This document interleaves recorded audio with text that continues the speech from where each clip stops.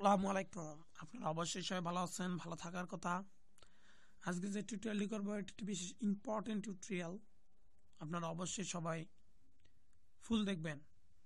তাই এর কথা না বাড়িয়ে তা শুরু করতেছি এবং আপনারা ভালোভাবে মন দিয়ে পড়বেন এবং শুনবেন এবং দেখবেন, শেয়ার কমেন্ট করবেন এবং চ্যানেলটি সাবস্ক্রাইব করবেন।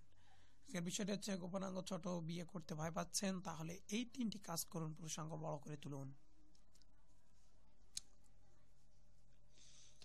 পুরুষাঙ্গ বড় হওয়া নির্ভর করে এতে রক্তের চাপ কেমন থাকে। আইকোপুরা ক্যাভারেন্স নামের পাইপ সদৃশ্য গহ্বরটিতে কি পরিমাণ রক্ত এসে চাপ সৃষ্টি করে সেটাই পুরুষাঙ্গের বিশালত্ব এবং ক্ষুদ্রত্ব নিয়ন্ত্রক।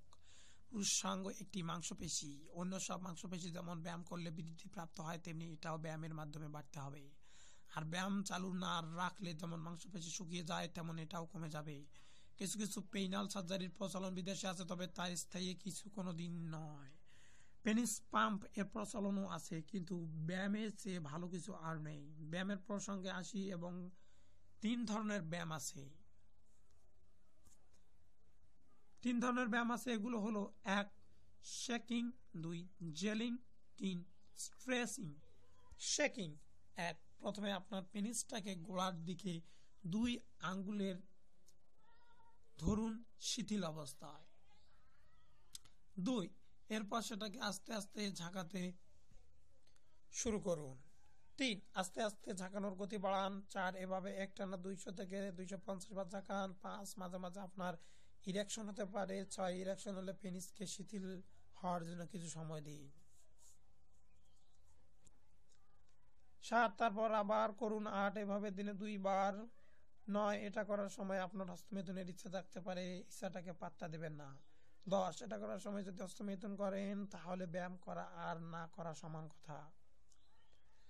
11, যদি 200 থেকে 250 বারের আগেই বীর্য বেরিয়ে যেতে পারে তাহলে থামুন, উত্তেজনা প্রশমিত হলে আবার করুন।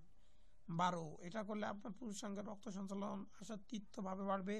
13, একটু কষ্ট করে হলেও এক্সারসাইজ চালু রাখুন, বাদ দেবেন না।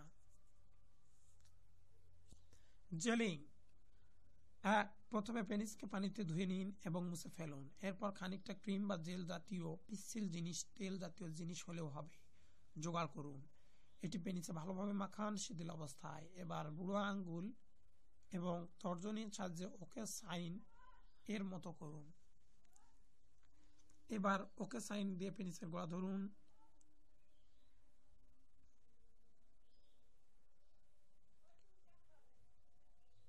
একটু জোরে চেপে ধরতে হবে। এবার আস্তে আস্তে ভেতর থেকে বাহিরের দিকে মর্দন করুন।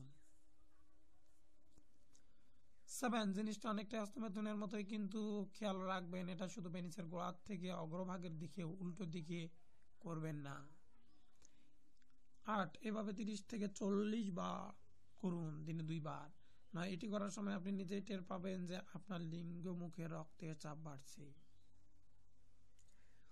10, মাঝে মাঝে আপনার ইরেকশন হতে পারে। ইরেকশন হলে পেনিসকে শিথিল হওয়ার জন্য কিছু সময় দিন।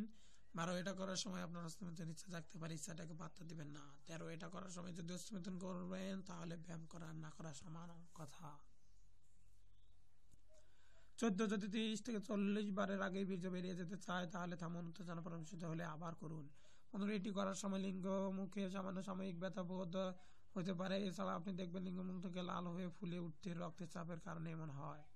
স্ট্রেচিং, প্রথমে লিঙ্গমুক্ত 5 আঙ্গুলের সামনে থেকে চাপ ধরুন। এবার এটাকে সামনের দিকে টেনে ধরুন, এমন ভাবে ধরে রাখুন যাতে পিচ্ছিল না যায়। এভাবে 20 সেকেন্ড ধরে রাখুন, 20 সেকেন্ড পর ছেড়ে দিন। 6, এবার একটানা 20 বার করুন, দিনে 2 বার। মাঝে মাঝে আপনার ইরেকশন হতে পারে। ইরেকশন হলে পেনিসকে শিথিল অবস্থায় হওয়ার জন্য কিছু সময় দিন, তারপর আবার করুন। এর ফলে ধীরে ধীরে আপনার পুরুষাঙ্গ দীর্ঘতায় বাড়বে। যে 3টি ব্যায়ামের কথা বলা হয়েছে সেগুলোর ক্ষেত্রে প্রতিদিন 2 বার করে করুন। একসাথে না করলে লাভের সম্ভাবনা কম। এক্সারসাইজের সময় হস্তমেথুন করবেন না প্লিজ। হস্তমেথুনের করলে ব্যায়াম করার কোনো দরকার নেই, কারণ তাতে কোনো লাভ হবে না। তো বিষয়গুলো অনেক ইম্পর্টেন্ট। আপনারা অবশ্যই যারা বড় করতে ইচ্ছুক, সুন্দর পেনিস করার ইচ্ছুক, তাহলে অবশ্যই ব্যায়ামগুলো করবেন। সুস্থ থাকবেন, সুন্দর থাকবেন এবং আমার চ্যানেলটিতে সাবস্ক্রাইব করবেন। লাইক, শেয়ার, কমেন্ট করতে ভুলবেন না। ধন্যবাদ, সবাই ভালো থাকবেন।